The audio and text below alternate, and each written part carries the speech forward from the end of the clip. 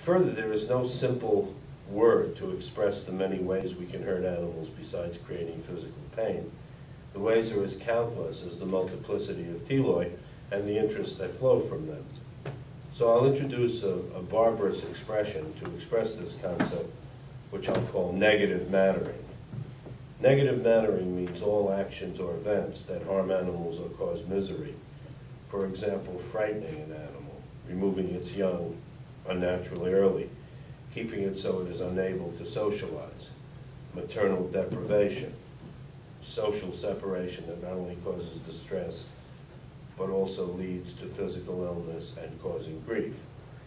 Physical pain is certainly the paradigmatic case of negative mattering, but only constitutes a small part of what the concept covers, okay? Positive mattering would, of course, encompass all states that are positive for the animal. Freedom of movement, pleasure, sense of security, companionship, play, exposure of young boars to allomimesis, that means learning things like reproductive behavior from older boars by imitation, and so on. If this analysis is correct, it is morally required to expand the scope of veterinary medicine and/or animal welfare science and/or animal science to study all of the ways things can matter negatively to animals as well as positively matter, as society grows ever more concerned about animal treatment. In addition, it is necessary to attempt to understand which forms of negative mattering are most problematic from an animal's perspective. And obviously the challenge is to study these without hurting the animal subjects. I just want to say what I've said to the animal science department. A lot of people in animal science see public concern about animals in confinement as basically a repudiation of what you guys have done for 100 years. And I don't see it that way. I think people definitely did instruct animal science to create cheap and plentiful food and all the stuff that your mantra decrees.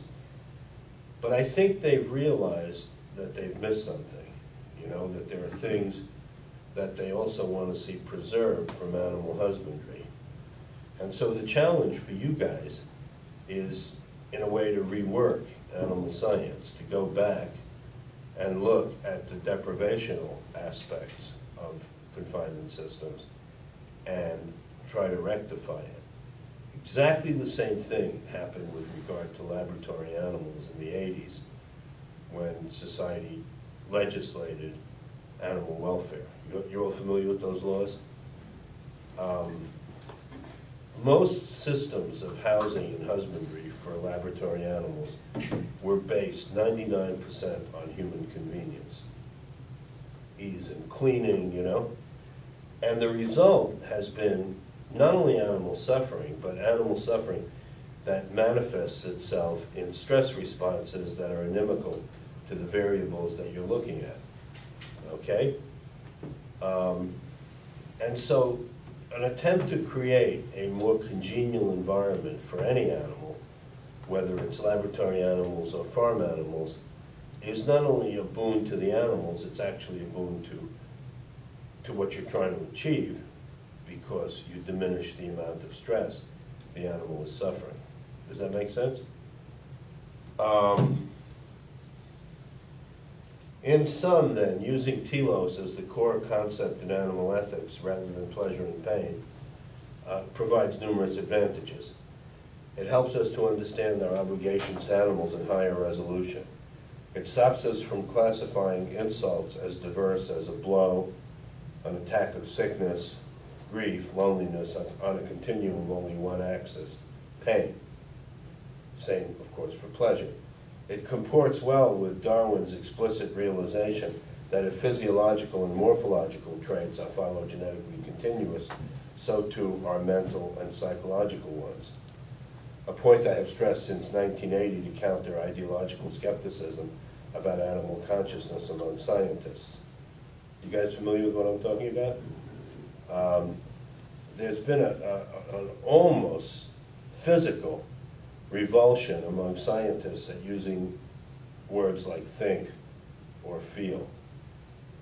And you want to see a very dramatic cashing out of that skepticism.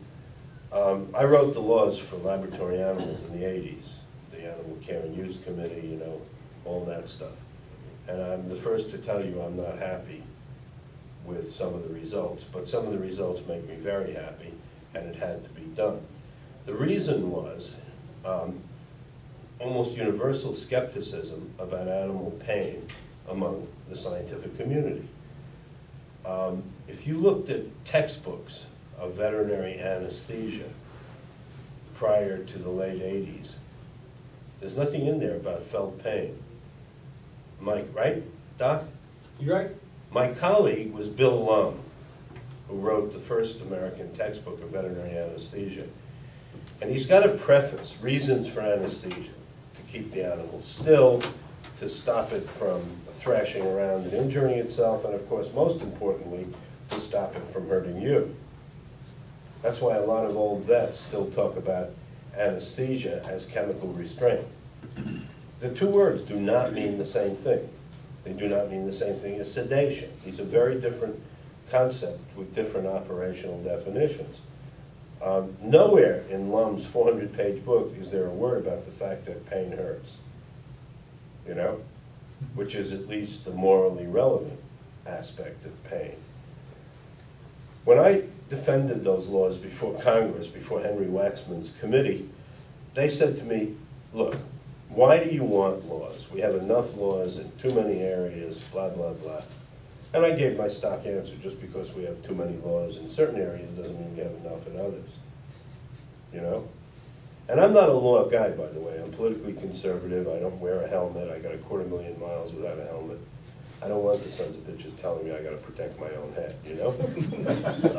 No, I'm dead serious about that. But I also found in 10 years at that point of involvement in research that people didn't use any analgesics.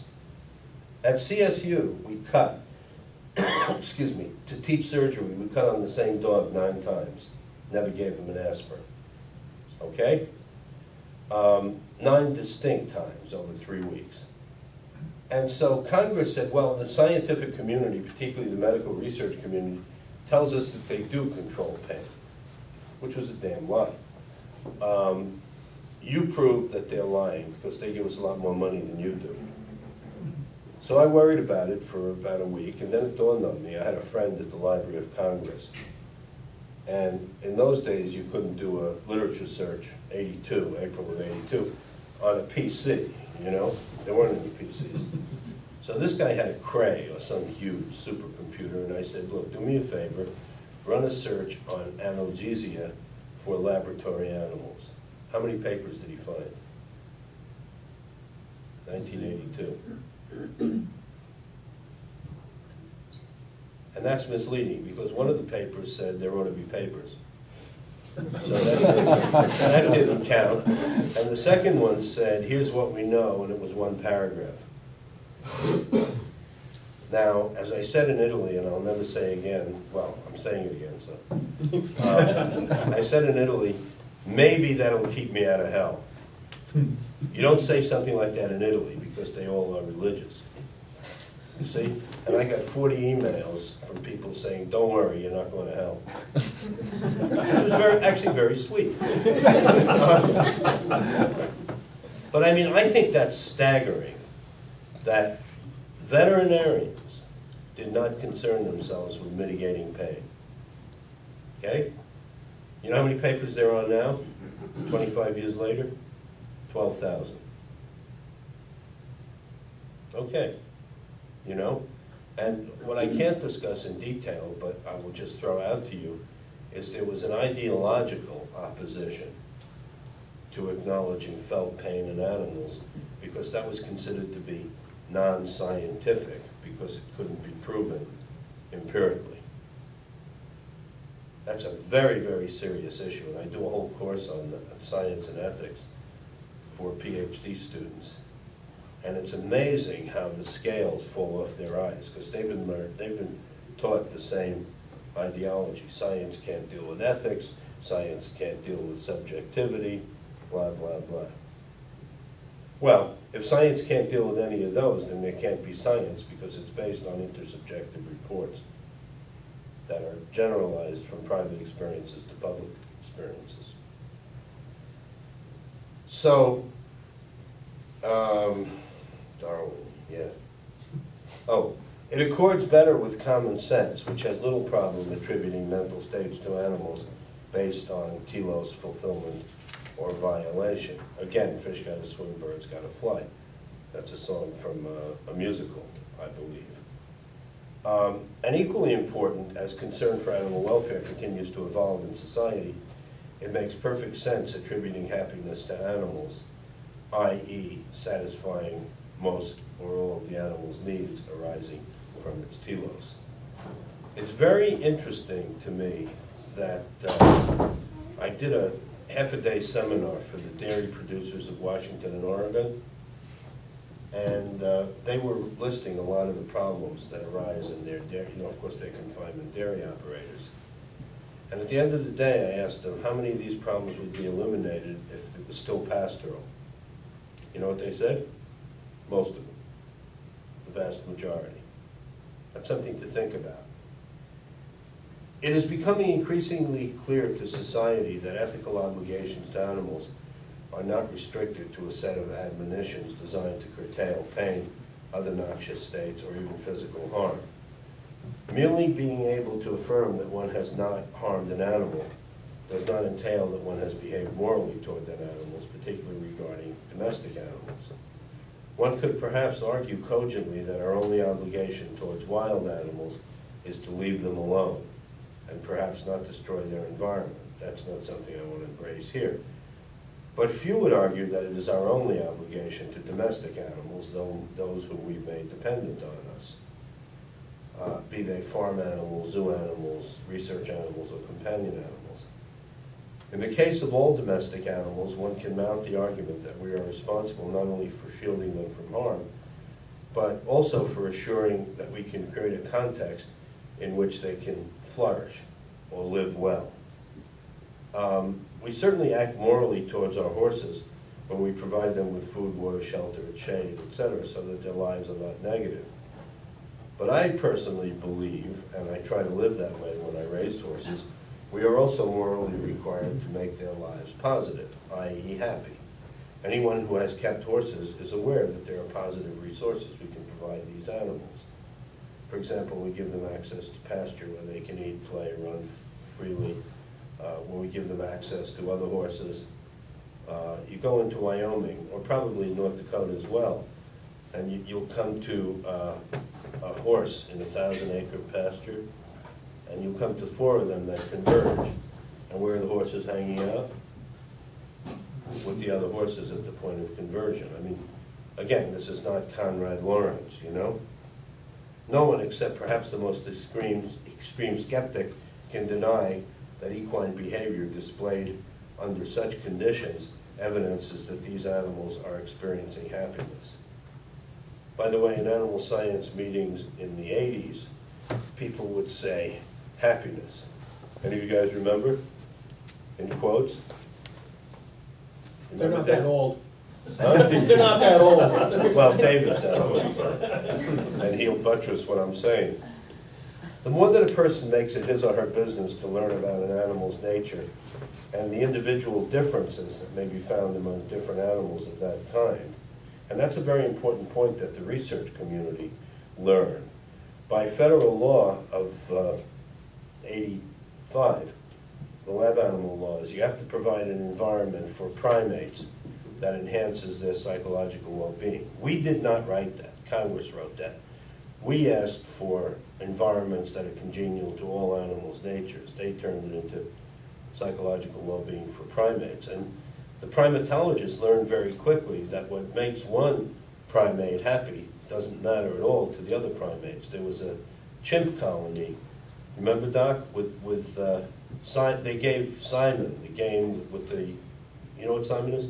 With the lights that flash and the animal has to replicate it and all that. Some animals would not give up the game, others, you know, sort of like people, which is what you'd expect. Some dogs like to horseplay with humans, others do not.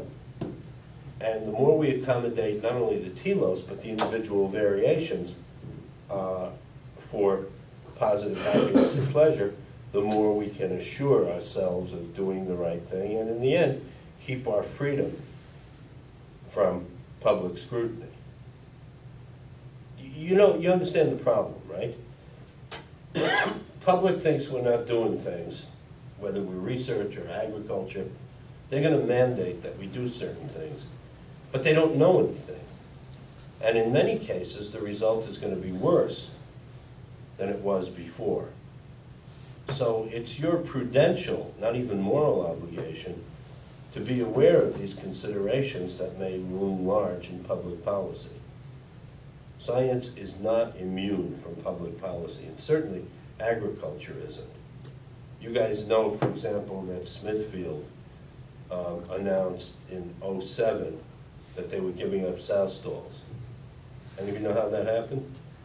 I'll tell you exactly how it happened. I was giving a speech for Chipotle in Vail.